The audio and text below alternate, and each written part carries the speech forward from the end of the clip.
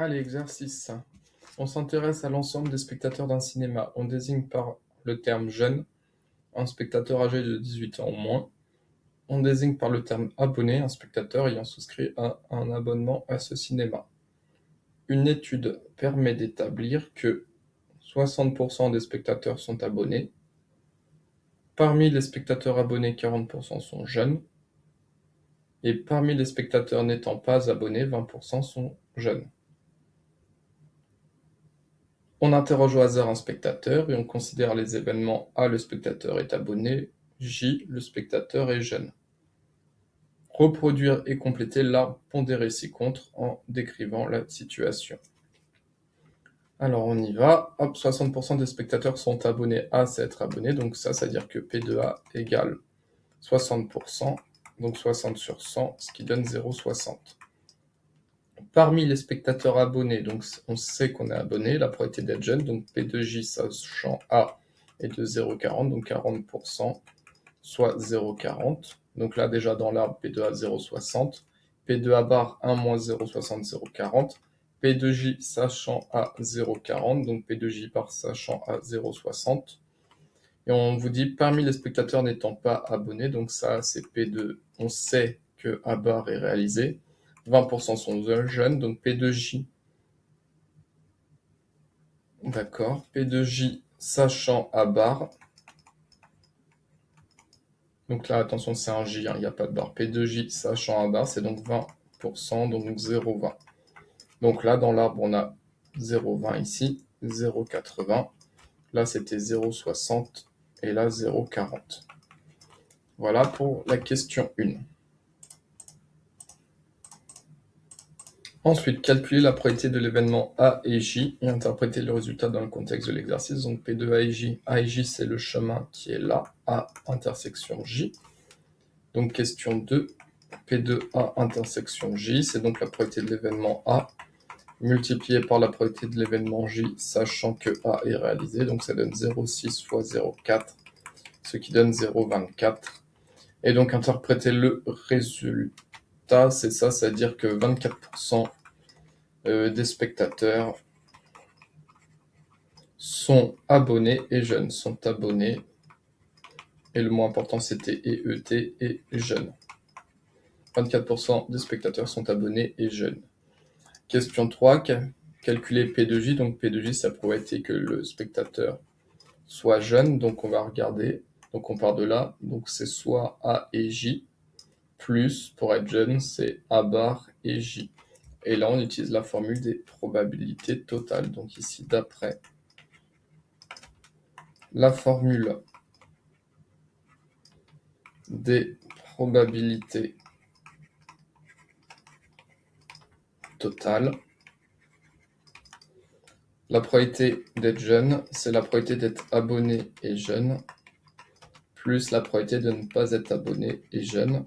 Donc P2A et J, on l'a calculé à la question, on a trouvé 0,24, plus P2A bar et J, c'est donc 0,4 fois 0,2, ce qui donne 0,24 plus 0,08. Pour 4 dixièmes plus 2 dixièmes, ça fait 8 centièmes, donc 0,08. Et donc ça donne 0,32. Donc la probabilité que le spectateur soit jeune est de 0,32, soit 32%. Et c'est ce qu'on devait prouver. Question 4. Est-il vrai que si on interroge au hasard un spectateur jeune, donc on sait que l'on interroge un spectateur jeune, donc ça on le sait qu'il est jeune, quelle est la probabilité qu'il soit abonné? Donc en fait, nous ce qu'on veut, c'est la probabilité d'être abonné, sachant que le spectateur est jeune. Est-ce qu'on peut le lire dans l'arbre de probabilité? P2A sachant J, non. Pour ça, c'est P2J sachant A. Donc P2A sachant J, on ne peut pas lire la probabilité dans l'arbre. Donc on applique la formule du cours, c'est donc P2A et J sur P2J. P2A et J, on a trouvé la réponse à la question de 0,24. Et P2J, on a trouvé la réponse à la question d'avant, 0,32. On fait x100 fois 100, donc ça donne 24 sur 32. Et ça, on peut simplifier par 4. Par 24, c'est 6 fois 4. 32, c'est 8 fois 4, 32. Mais on pouvait encore simplifier par davantage.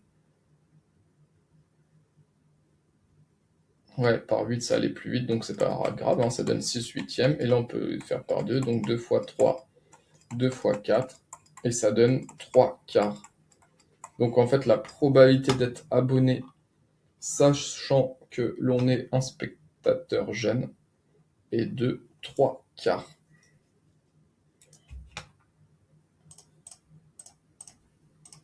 Et donc, suite de la question, vous demandez, est-il vrai que si on interroge un spectateur jeune au hasard, la probabilité qu'il soit abonné est supérieure à 50%, 3 quarts, ça, c'est donc égal à 75%. Les 3 quarts d'une quantité, c'est 75%, et c'est bien strictement supérieur à 50%. Donc, affirmation vraie.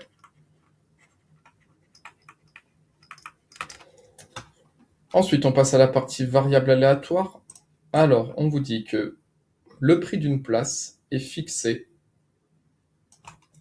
selon les règles suivantes. Première règle, un spectateur non abonné paye sa place 5 €, quel que soit son âge.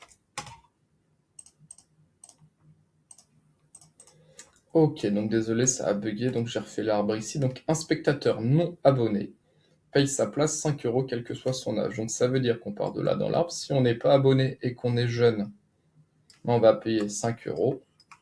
Et pareil, même tarif ici, si on n'est pas abonné et qu'on n'est pas jeune, on paye quand même 5 €. C'est ce que dit cette phrase-là. Un spectateur non abonné paye sa place 5 €, quel que soit son âge. Donc là, payer 5 €, payer 5 €. Ensuite, un spectateur abonné et n'étant pas jeune paye sa place 2 €. Donc si on est abonné et qu'on n'est pas jeune, donc le chemin ici, on paye 2 €. Et enfin, un spectateur abonné et qui est jeune ne paye pas sa place, c'est gratuit. Donc si on est abonné et jeune, donc le chemin ici, on paye 0 €. On note X, la variable aléatoire, qui, à un spectateur choisi au hasard, donne le prix qu'il doit payer pour sa place de cinéma. De déterminer la loi de probabilité de la variable aléatoire X. Donc les XI, ce sont les valeurs prises par la variable aléatoire X. Donc un spectateur peut soit payer 0 €, soit 2 €, soit 5 €. Et en dessous, c'est la probabilité que la variable aléatoire grand X prenne la valeur XI. Et bien allons-y, donc on y va. Quelle est la probabilité que la variable aléatoire grand X prenne la valeur 0? Donc ça veut dire qu'on paye 0 €, donc c'est la probabilité de l'événement A et J. Et ça, on l'a déjà calculé à la question 1, hein, c'est P2A fois P2J, sachant A, c'est 0,6 fois 0,4. Et ça, on avait trouvé que c'était 0,24. Tac. Ensuite, la probabilité de payer 2 €, la probabilité que grand X soit égal à 2, c'est que il faut être abonné et ne pas être jeune. C'est donc une probabilité de 0,6 fois 0,6. 6 dixièmes fois 6 dixièmes, ça fait 36 centièmes, soit 0,36.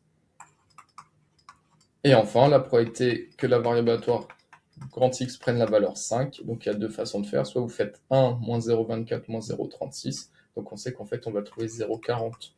Parce que la somme des probabilités dans une loi de probabilité vaut toujours 1. Donc on peut faire ou avec l'arbre. Donc c'est P2A bar et J.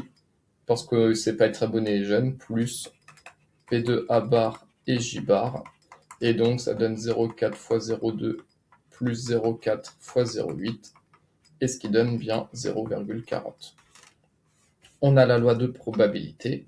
Question 6. Calculer l'espérance de la variable aléatoire grand X et interpréter le résultat dans le contexte de l'exercice. Donc l'espérance de X, c'est donc égal à 0 fois 0,24 plus 2 fois 0,36 plus 5 fois 0,4, ce qui donne 2 fois 0,36, 0,72 plus 5 fois 0,4, 4 fois 5 et donc plus 2.